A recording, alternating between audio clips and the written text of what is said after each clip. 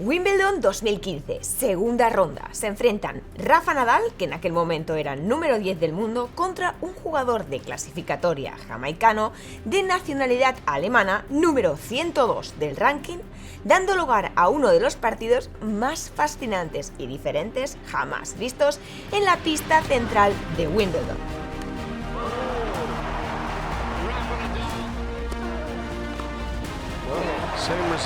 El joven jamaicano-alemán ofreció un partido de altísimo nivel, logrando bloquear el juego de Nadal y haciéndole perder su confianza. Así es como Dustin Brown logró hacerse con el partido, cerrando el quinto y último set con un pedazo de ace.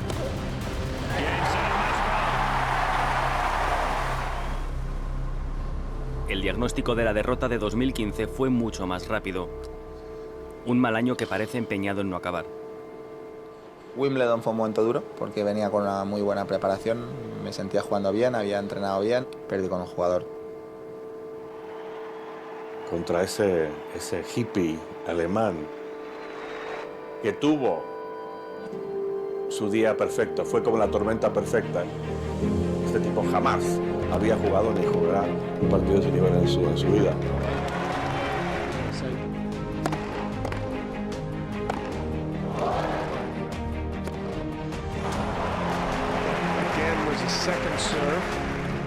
Bueno, no puede parar. Es increíble. Interesante lo que comentan sobre ese hippie alemán, quien por cierto Nadal ya conocía previamente, de que jamás había jugado un partido de tenis a ese nivel. Considero que no es del todo cierto, ya que este jamaicano alemán, cuyo nombre es Dustin Brown, nos ha dado algunos otros partidos de alto nivel a lo largo de su carrera. Entre ellos, un año antes, en 2014, donde se enfrentó por primera vez a Rafa Nadal en el torneo de Halle y lo ganó. Así que hoy os voy a contar cómo consiguió vencer a Rafa, no una, sino dos veces, si contó con ayuda o no, y cuál es su interesante, poco común y desconocida historia en el mundo del tenis que lo ha hecho ser quien es y que es tan especial que no os dejará indiferentes.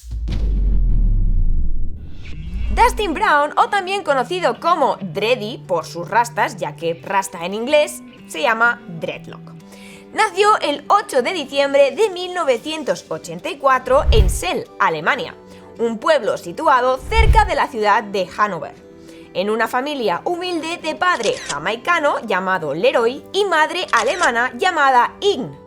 Empezó a jugar al tenis junto con otros deportes a los 5 añitos, pero no fue hasta los 8 cuando empezó a enfocarse más en serio. En el 96, a sus 11 años, se mudó a Jamaica, a la tierra de donde era su padre, en parte debido al alto coste de entrenar en Alemania. Allí siguió entrenando tenis en las pistas públicas que había, porque las cosas eran bastante diferentes a Alemania, y sin entrenador, y empezó así a disputar torneos ITF Juniors hasta que se convirtió en 2002 en profesional. Siguió jugando ITF Futures y a finales del 2003 logró llegar al ranking 527 del mundo.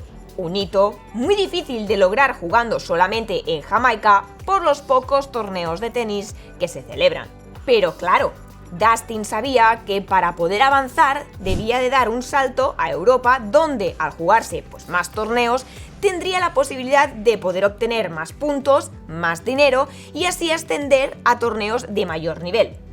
Pero claro, sus padres no podían costear lo que implicaba participar en esos torneos por Europa, ya que estos torneos de categorías más bajas por donde se empieza en el tenis profesional, de hecho tenemos un vídeo donde, si vais un poco más perdidos, os explico un poco cuáles son los peldaños que hay que ir subiendo, no ofrecen tanto dinero como para cubrir hoteles, transportes entre un torneo y otro, equipación, comidas, así que sus padres, para ayudarlo, primero lo que hicieron es pedir ayuda a la Federación Jamaicana de Tenis, pero tras la negativa que le dieron, como última solución se les ocurrió volver a Alemania y, ojo, pedir un préstamo para comprar a su hijo una autocaravana Volkswagen para que jugara los diversos torneos más pequeños por Europa y poder así avanzar en el ranking, ahorrando lo máximo posible en costes. Una idea poco común, pero brillante para poder conseguir su objetivo. La caravana tenía cocina, baño y 3 habitaciones. Además, él añadió una máquina para encordar raquetas y personalizó la matrícula para darle un toque especial. Incluía los caracteres CE y 100, que significaban respectivamente CE, pues Cell, que era donde nació, y 100, el ranking al que él aspiraba o quería llegar. Con esa autocaravana, Brown podríamos decir que vivió la vida de un nómada del tenis, asistiendo a una nueva ciudad cada semana. Él viajaba con sus padres y para poder sobrevivir dependía principalmente de los resultados del torneo de esa semana. Si perdía en la primera ronda de Futures, igual le daban $117 o menos si le quitas los impuestos, pero él además se buscó unos sobresueldos. Por un lado, encordando por las noches las raquetas de sus compañeros a 5 euros, ¿vale? En vez de 10, que es lo que cobraba el torneo oficial, e incluso, y de forma así igual más ocasional, rentaba las camas que tenía de repuesto en su caravana a los jugadores para que ellos pues no tuvieran que hacer tanta inversión en gastos de hotel. Así es como el dinero que iba ganando lo destinaba a cubrir necesidades básicas como la gasolina y la comida. De hecho, muchas veces los tres estaban un mes comiendo a base de pasta. Y pues si jugaba bien y avanzaba más rondas, pues eso le permitía algunos caprichitos más, como salir a comer, etc.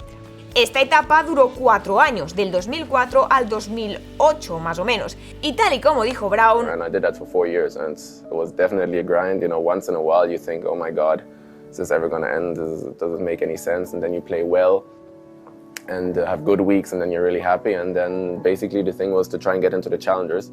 a mediados del 2004, es decir, en esos inicios de hacer el tour por Europa con caravana, Dustin estaba más bajo que cuando acabó 2003. 3 años después, jugando Futures y viviendo como un nómada, en 2007 logró estar dentro del top 500. En 2009, por fin ganó su primer título Challenger. En este momento fue cuando Dustin pudo darse el lujo de deshacerse de la caravana y, como él quería, no pasar al siguiente nivel. 2010 fue el año decisivo.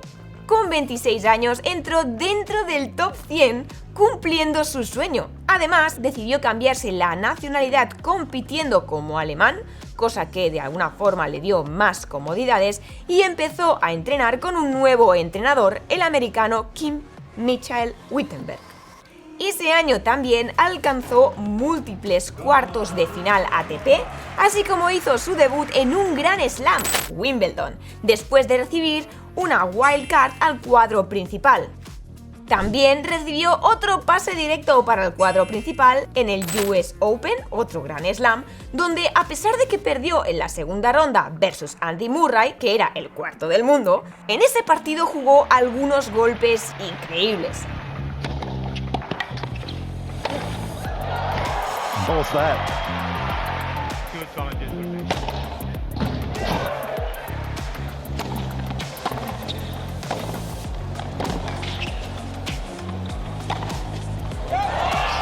It's impressive.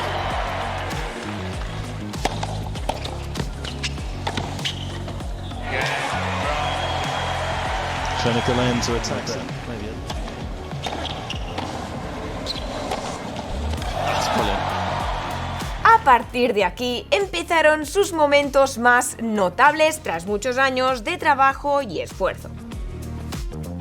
2014 fue un año que para Dustin quedó marcado por el torneo ATP 500 de Halle, donde pudo entrar al cuadro principal gracias a una wildcard otorgada por parte de Alemania. En ese mismo torneo estaba Rafa Nadal como cabeza de serie, que venía de ganar Roland Garros por 9ª vez y en ese momento era el número 1 del mundo.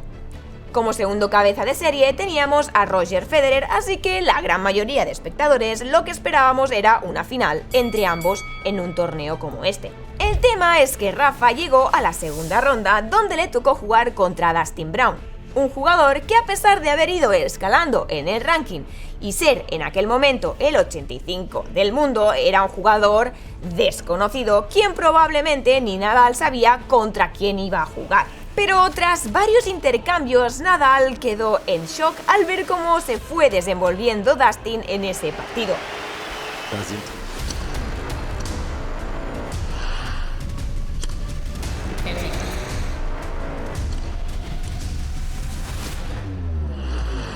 En este partido vimos cómo predominaron los intercambios cortos que impidieron que Nadal pudiera coger ritmo de juego.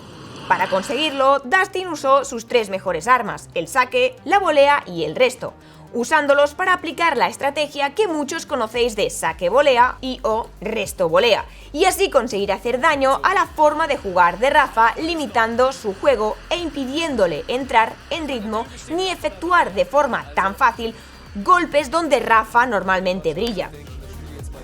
Otro elemento más que propició esa victoria por parte de Dustin es que su juego era rápido, muy impredecible y bastante variado. Mezcló con muchísima facilidad golpes de fondo de pista que iban como un misil con dejadas con muchísimo tacto desde el fondo de la pista cuando menos se lo esperaba Rafa para sorprenderlo. También no olvidemos que Dustin es un jugador con mucho talento y mucha mano, que se siente cómodo en la red, voleando increíble y llegando a efectuar puntazos al vuelo casi imposibles. Eso lo convierte en un jugador difícil de ser pasado, generando para el rival una mayor presión y menos tiempo de reacción. También le vimos sacar golpes increíbles desde posiciones difíciles, haciendo que el partido a su vez fuera muy entretenido. Un elemento más que ayudó o que Dustin aplicó para ganar a Rafa es que fue muy agresivo y tomó muchísimos riesgos. Fijaros, ¿veis cómo está devolviendo los saques? Es espectacular. Lo hace muy bien, lo hace profundo en la pista y con bastante velocidad, llegando a conseguir en ocasiones golpes ganadores, es decir, winners. O incluso, fijaros que a veces hace dos primeros saques.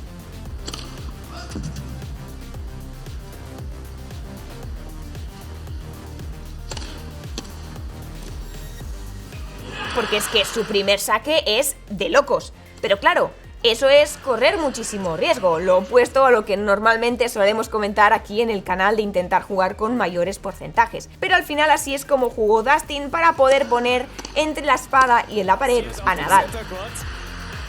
Todo este conjunto de elementos y estrategias descritas en pista de hierba funcionan muy bien y convirtieron a Dustin en un oponente difícil de ser vencido para Nadal, cosa que provocó que Dustin lograra ganarle, siendo la victoria más significativa de su carrera hasta ese momento en sets consecutivos, 6-4, 6-1.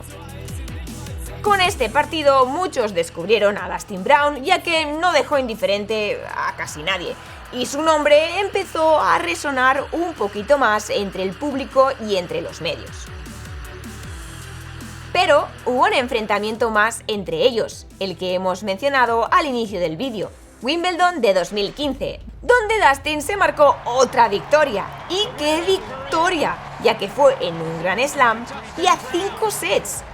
Si bien Nadal venía de una temporada donde tuvo que enfrentar una serie de desafíos que le hicieron caer en el ranking, Dustin Brown nos sorprendió una vez más con su estilo de juego tan peculiar y agresivo.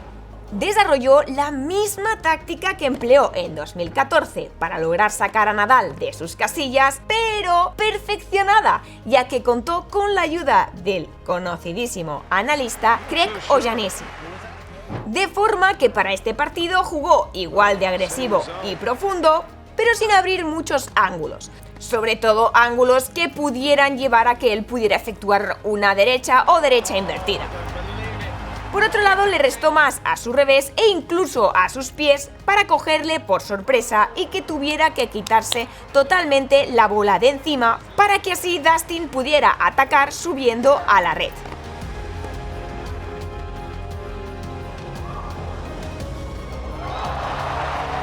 Y entre algunas cosillas más también varió mucho dónde apuntaba el saque.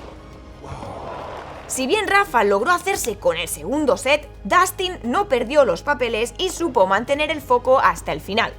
Confió que si seguía haciendo lo que estaba planeado a largo plazo, tendría los resultados esperados. Y así fue. Dustin consiguió, con su ritmo imparable, estilo único, agresivo y opuesto al de Rafa Nadal, meterse en la cabeza de Rafa y hacerle perder su confianza. Fruto de ello lo podemos ver porque, entre otras cosas, le vemos empezar a hacer como dobles faltas y muchísimos otros errores, ¿no?, que de normal pues no cometería. También cabe mencionar que ese partido reunió todas las condiciones favorables para enfrentar a Nadal en hierba, y así es como Brown se convirtió en el único clasificado en derrotar a Nadal en un Grand Slam como Wimbledon. Así que esta victoria le hizo ganarse el corazón de mucha gente, pero fue una pena que la siguiente ronda cayera. Y esto pues me lleva un poco a explicar una de las razones por las que Dustin, a pesar de haber ganado varios Challengers y disputado partidos increíbles en torneos ATP o Grand Slam, no ha logrado nunca conseguir ningún título en individuales. Su talento es incuestionable, pero a la vez pues es un jugador muy irregular. En parte por su estilo de juego, ¿no? Empezando porque jugar a saque y volea pues es un estilo que brilla muchísimo en hierba o en unas superficies cubiertas, porque pues son superficies más rápidas y se adaptan muy bien a las mil maravillas del juego de Dustin, pero que en otras superficies como tierra batida pues no beneficia tanto. Pero también, por otro lado, es un jugador que su estilo de juego es muy arriesgado, y el hecho de que arriesgue tanto con sus golpes pues hace que tenga muy poco margen de error, y si no tienes un día en el que estás súper inspirado y todo te sale bien, pues vas a fallar muchísimo más. Al final considero que el tema reside en que la diferencia que hay entre su mejor juego y su peor juego es demasiado grande. Mientras que jugadores más top, que han llegado a conseguir más victorias, son jugadores que igual son más regulares, más constantes, y la diferencia que existe entre su peor juego y su mejor juego no hay tanta diferencia, ¿sabes? Y eso al final es lo que te permite ser más constante y poder llegar a ganar más partidos y también pues subir a posiciones más elevadas en el ranking. Pero también considero que la localización geográfica igual un poco más recóndita donde él se inició en el tenis, junto con los pocos recursos económicos con los que ha contado Dustin en sus inicios, pueden haber condicionado al desarrollo tenístico del jugador. ¿Qué hubiera pasado si Dustin se hubiese formado desde sus inicios en algún lugar de Europa y con una familia con más dinero y recursos? ¿Estaría igual dentro del top 10? ¿Qué pensáis vosotros? ¿Que sí? ¿Que no? Igual sí, igual no. Pero independientemente de si hubiera llegado o no, creo que no sería el Dustin que conocemos hoy en día. En 2016 y 2017 él siguió jugando y logró ciertos hitos, pero hacia 2018 una serie de lesiones, sobre todo en la espalda, le hicieron apartarse del tenis en estos últimos años y bajar posiciones en el ranking. Con la pandemia, su carrera en individuales se vio bastante afectada y en 2021 hizo su último partido, pero empezó a centrarse más en dobles, donde ha tenido mejores resultados gracias a su estilo doblista de un buen primer saque y una gran volea en la red.